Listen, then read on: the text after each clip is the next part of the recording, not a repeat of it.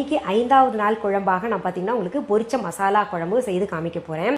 அந்த குழம்பு செய்வதற்கு தேவையான பொருள்கள் எல்லாம் என்னென்னு முதல் பார்த்துடலாம்.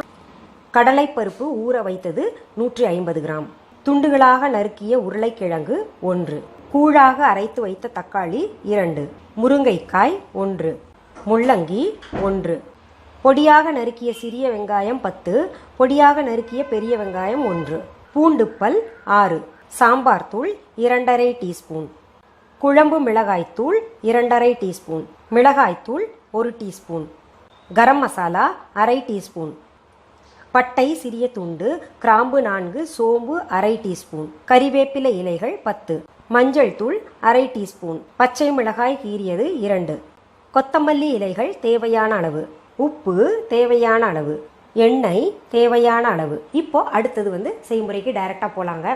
நான் இப்போ குக்கரை அடுப்பில் வச்சுருக்கேன். அது சூடாயிடுச்சு. அதில் கொஞ்சம் எண்ணெய் ஊற்றிக்கிறேன். அதில் 1 டேபிள் ஸ்பூன் போல் எண்ணெய் விட்டுருக்கேன். எண்ணெய் கொஞ்சம் காயட்டும்.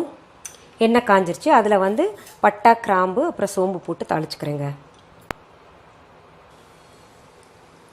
அது நல்லா பொரிஞ்ச உடனே நம்ம சின்ன வெங்காயம் 10 பொடிப்படியாக அரிஞ்சுக்கணும், பெரிய வெங்காயம் 1 பொடிப்படியாக அரிஞ்சுக்கணும்னு சொன்னேன் இல்லையா, ரெண்டையும் ஒன்றா கலந்து தாளிக்கலாங்க. அது நிறம் மாறுறதுக்கு முன்னாடியே நம்ம கறிவேப்பிலை அப்புறம் பூண்டு அரைச்ச பூண்டை சேர்த்துக்கலாம். நல்லா பச்சை வாசனை போகிற வரைக்கும் வதக்கணுங்க. இப்போ பாருங்கள், பச்சை வாசனை போயிடுச்சு. நம்ம இதில் தக்காளி கூழை அரைச்சி வச்சுருக்கோம் இல்லையா, அதையும் போட்டுக்கலாம். தக்காளியும் கொஞ்சம் வதக்கிடலாம். கொஞ்சம் வதக்கினோடனே அதுலேயே உப்பு, மசாலா தூளெல்லாம் சேர்த்துக்கலாம். குழம்பு மிளகாய்த்தூள் 2½ டீஸ்பூன், பச்சை மிளகாய், மஞ்சள் தூள்,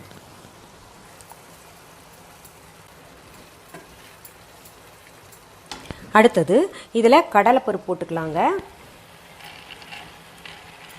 அடுத்தது உருளைக்கிழங்கையும் சேர்த்துக்கிறேன் தண்ணியோட. ஏன்னா அது நல்ல தண்ணி எப்படி இருந்தாலும் இது வேகணும்ல.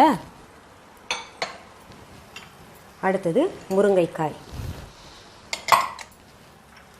அடுத்தது முள்ளங்கி, அடுத்தது கொத்தமல்லி இலைகள்,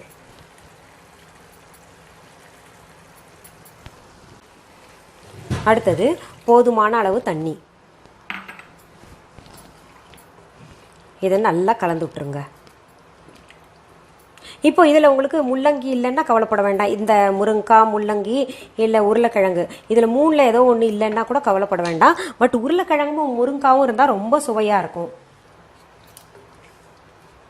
நல்லா பருப்பு காய்கறி எல்லாம் மூழ்கிற அளவுக்கு நமக்கு குழம்புக்கு எப்படி தெரியும் இல்லையா திக்னஸ், அதுக்கேற்ற மாதிரி தண்ணி ஊற்றி வேக போட்டுருணுங்க. நீங்கள் உப்பு பார்க்குறதா இருந்தால் இப்போ பார்த்துக்கலாம். குக்கர் மூடி போடுறதுக்கு முன்னாடி குறைந்தது 4 விசில் வரணுங்க. கடலைப்பருப்பெல்லாம் பார்த்தீங்கன்னா நல்லா குழஞ்சிருக்கணும்.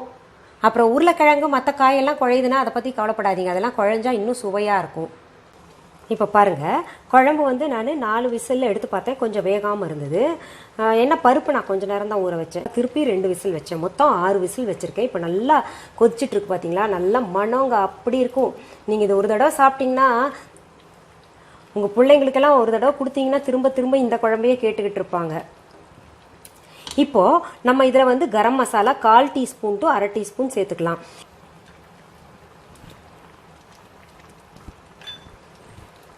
இது போட்டு ஒரு கலக்கிட்டு மறுபடியும் நம்ம கொதிக்க விட்டுடலாங்க.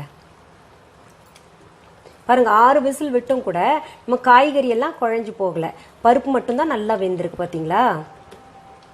இப்போ பாருங்கள், ஒரு கொதி வந்தோடனே நம்ம இறக்கிடலாம்.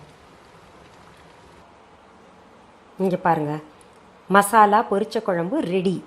ரொம்ப சுவையாக இருக்கும்.